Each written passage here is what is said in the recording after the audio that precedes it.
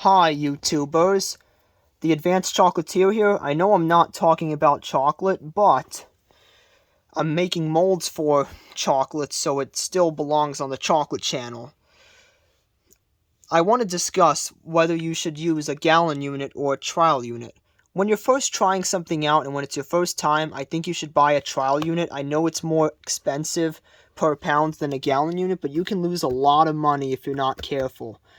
You have to use a lot of them. Trial units are more forgiving than gallon units, especially with urethane resin. In my experience, my first time using silicone, I had Smooth Sil 940, which I don't currently have. I just have these two products. Well, two others over here. But when I bought Smooth Sil 940, I found I did not get enough in the trial unit, so I bought a whole 11-pound gallon and it worked amazingly. When you're buying platinum silicone, as well as materials that are not moisture sensitive, buying gallons or 5 gallons is safe. I've never bought a 5-gallon unit before. I can't imagine using 5 gallons and spending hundreds of dollars on that.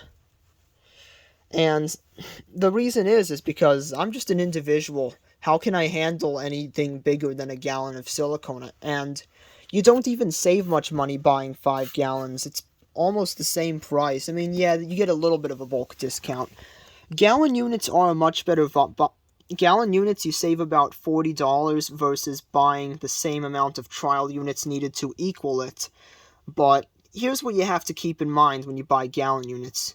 If you buy a gallon unit of moisture-sensitive material like Task 11, which I used for making the plastic Kit Kats that failed, what's going to wind up happening is once you open the container, moisture is going to start coming in, and then a week or two later it can start hardening with a rough surface. And I used to think that Extended, which I have over here, causes the material to lose its food safeness. Unfortunately, Extended is just a can of nitrogen and will not cause this to lose its food safeness. You don't have to worry about it. So I had to go to a distributor to buy this, and by the time I managed to get the Extended, I was really busy back then with other things.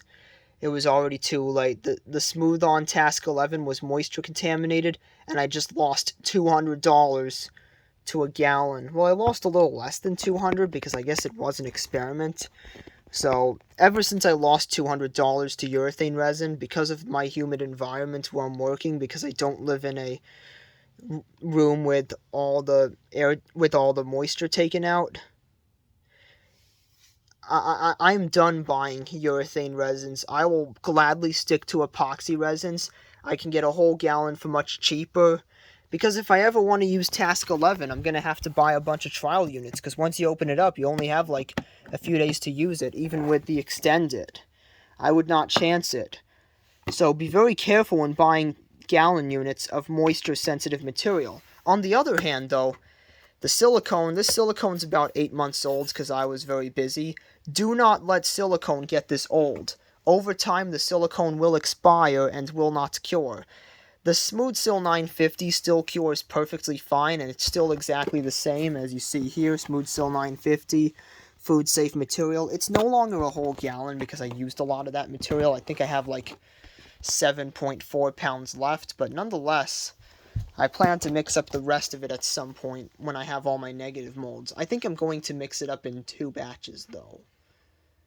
Because, well, I don't think there's enough room in the vacuum chamber otherwise to mix that much up at once, unless I feel like buying a bigger chamber and bigger container that I don't really have room for. Now, if you did the math and you have a project that's going to use a whole gallon of silicone and you can use it up within less than 6 months, or if you have high heat and high humidity, try to use it up within less than 3 months, or less than a month and a half if it's like in the hundreds. Because I had a few days that were pretty hot, this could have expired, but I got really lucky. This is still good. I have like another 3 months to use this before it begins to not cure, so I might as well use the remaining to make my molds. This is SmoothSil 960, which I plan to use for other applications. I only bought a trial unit because I don't think I'm ever going to use a gallon of the highest durometer silicone. SmoothSil 960 has a higher durometer. 940, 50, and 60 are all food safe. I read the website. You can double check for yourself the SmoothSil series. Now, there are some in the SmoothSil series that are not food safe, so be careful. Make sure you choose a silicone that's food safe if it's for food safe application. Make sure of that. I've tried the silicone putty. Everyone was like, why build a negative mold? Why go to the trouble having to deal with acrylic plastic sheet? Well, the answer is I've used this and gotten terrible detail, and also Equinox 38 is more expensive anyways than the SmoothSil series. So, yeah, I will be staying away from silicone putty. I'm probably going to play around with the remainder of my trial unit, but it's really expensive. I'm done with silicone putty, and I'm done with urethane resin, because I can buy a bunch of trial units, or I could just use epoxy resin.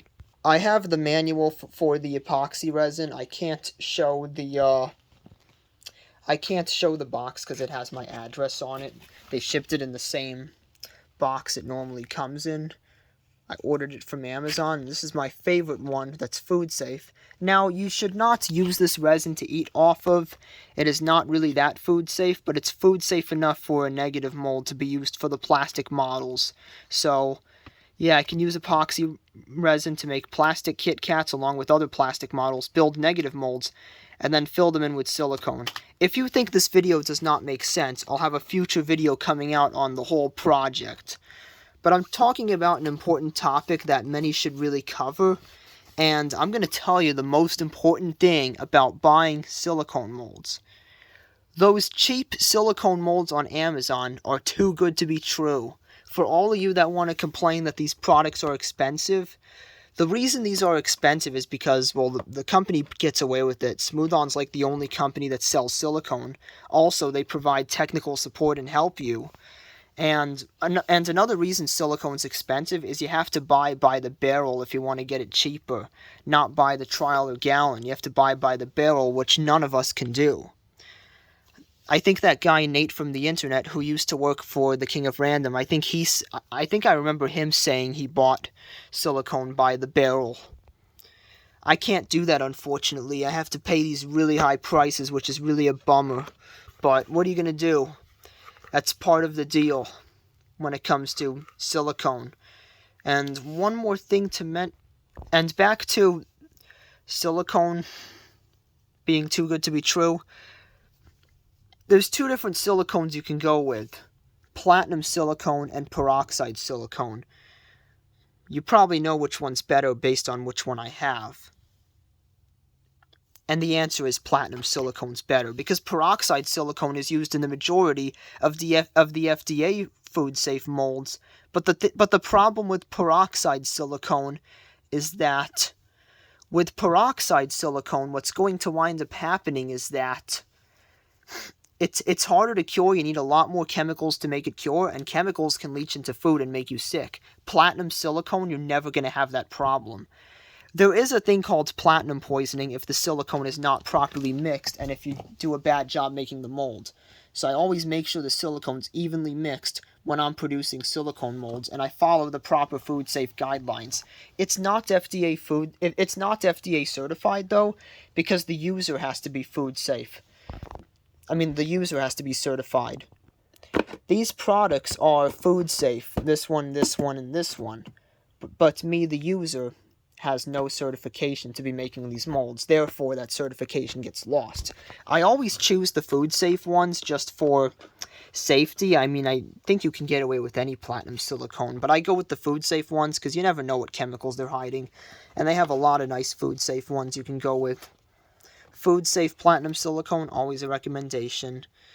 Very long pot life, it says 45 minutes, but I'm going to assume like 20 minutes because I'm going to be working with quite hot weather soon, so I'm going to wait for a cold day before making the mold because I still have to surround Kit Kats and other things, and I can't reveal the other cool mold I'm going to make. I hope I didn't reveal it earlier in the video. Stay tuned. I'll be having some really nice videos coming out on how I made silicone molds. I will not be doing tutorials unless you really want me giving you the measurements and everything, because these are very long, complicated projects I'm doing, and I don't want you attempting them and making all these mistakes and wasting hundreds of dollars.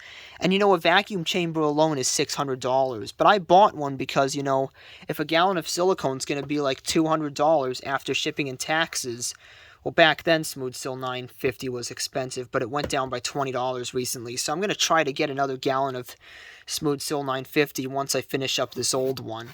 This is old, but it still works fine. It still cures. I'll wait, because it's a little old, I'll wait 3 extra days before eating off the mold, test it on myself, make sure it's fine, and we're good to go. And don't worry, I'm not using construction silicone. Construction silicone from Lowe's or Home Depot is much cheaper, but the problem is that it smells very bad and contains a lot of toxic chemicals. You swallow construction silicone, you get very sick. So platinum silicone is the only one you can use. But it's really a trade-off. Cheap silicone has bad library life. So even for a non-food application, you'd still want to use platinum silicone because better library life. The finished mold lasts longer, in other words.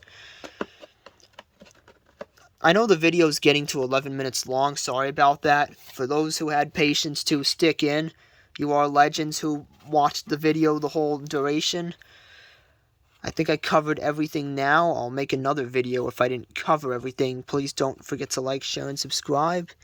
And thank you for watching. Oh, then it gives me the California warning. The California warning is usually just Nourish Kite. It's usually just Nourish Kite. Oh, the product does not intentionally contain any chemicals based on California cause birth defects.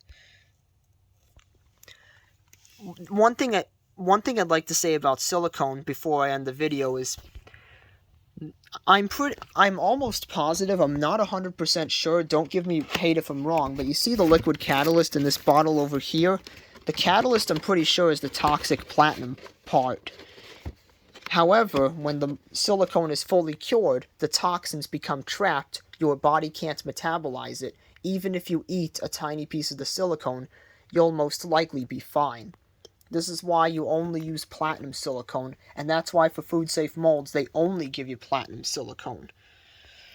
So an FDA platinum silicone is good enough, but if you're buying finished products like silicone spatulas, I'll have a link to where you can buy silicone spatulas with an LFGB certification, so you're not going to have any issues. If you need any help buying silicone molds, I can make a screen-recorded video on Amazon if you guys would like some help.